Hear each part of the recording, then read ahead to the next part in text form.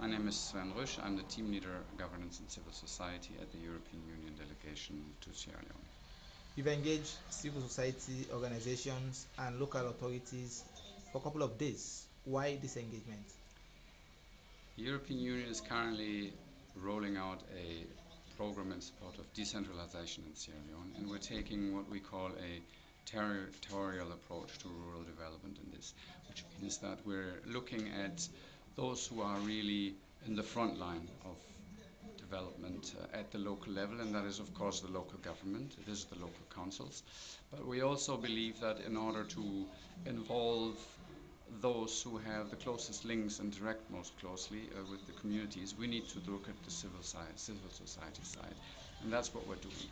So we will be financing grants to local councils and to civil society organizations in 4 districts across Sierra Leone: Kambia, Bombali, Kenema, and Pujehun. And we start the process in each of the districts with a workshop where we bring together the two sides of the coin, if you want, to discuss which areas, which sectors are most in need and should be prioritized. You've described these two sets of um, development individuals as those that are in the forefront of development. What were the parameters used to evaluate them in having them in this pursuit? So how do you make your choice when you bring together these types of players? The first question you ask yourself is who represents the government at the decentralized level. Obviously, we're talking about devolved services. So areas such as education, agriculture, wash, and so forth. And the local government is the local councils and the administrations that support them.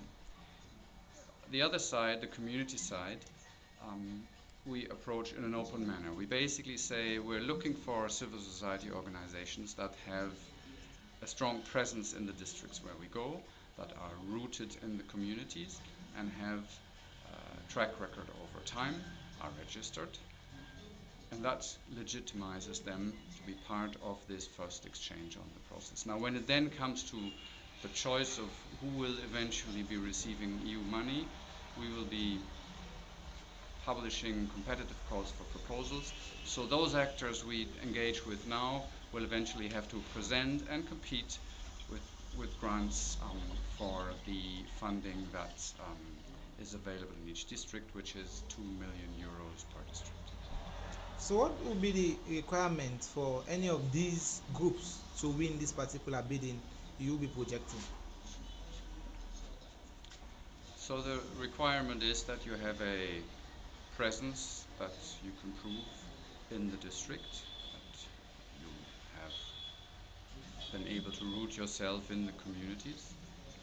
And then the real question is, what is the quality of your proposal? So a call for proposals will be published by the EU in about a month or so. It will lay down a number of guidelines and identify the priority sectors that will reflect the consultations that we're seeing now. And then it is for the CSOs to come up with good ideas, with good concepts, to partner in a smart way and see that they put something on the table that is attractive and comes out successfully in an evaluation. From what I've learned from the workshop, you stressed on collaboration. All the facilitators and presenters were like stressing on collaboration. How collaborative we are the participants in these sessions? I think we're seeing something here in Bombali which we also already saw in Pujaun and Kenema, the other 2 districts that we visited.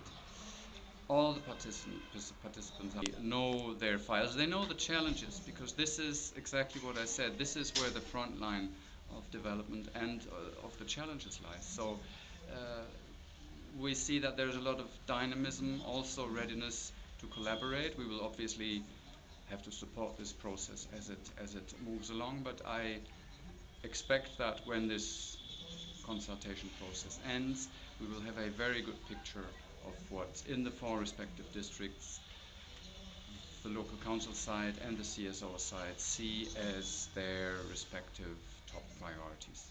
After the engagement, what next from the EU side?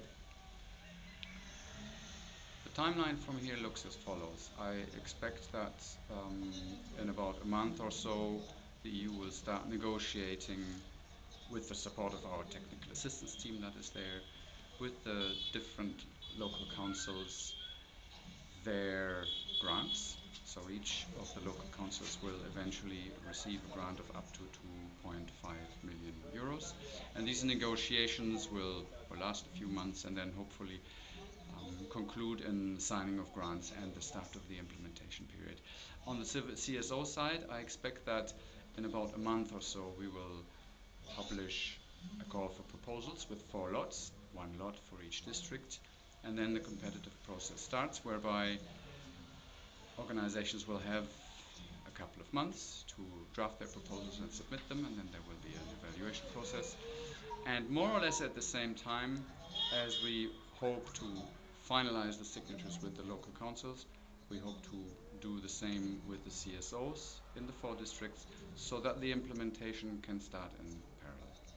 From the project title, it aims at sustainable development, and this is a 4 years project. What are the expectations from the general public and also the implementing partners that will make it as per your requirement? A couple of months to draft their proposals and submit them, and then there will be an evaluation process. And more or less at the same time, as we hope to finalize the signatures with the local councils, we hope to do the same with the CSOs in the 4 districts so that the implementation can start in